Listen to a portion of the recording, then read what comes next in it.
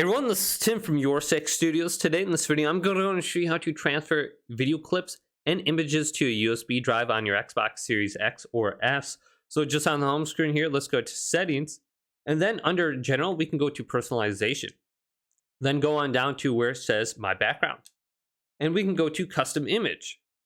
Then we can select our USB device that's connected right here. And then if we have any kind of images, it should display in a folder on here. So I have the game DVR because I transferred video clips from my Xbox to the USB device.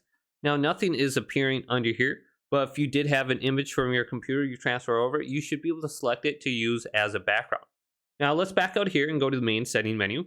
And then what we want to do is go down to System, go to the right and go to Storage Devices. And then you can see my two USB devices that are connected. This one has 120 gigabytes free, and this one is 14.1. So let's go to the one on the bottom and select this and go to View Contents. Then we can open up the media player application.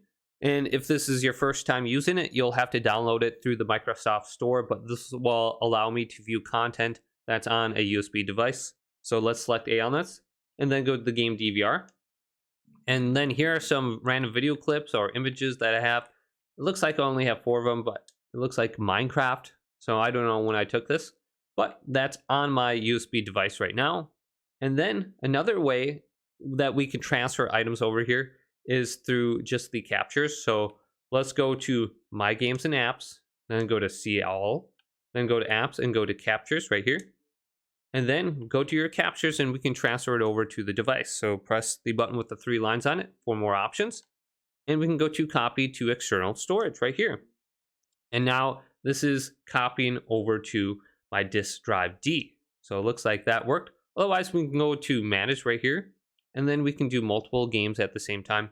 So I transfer over one game already. Let's go to this Minecraft game and go to Copy to External Drive.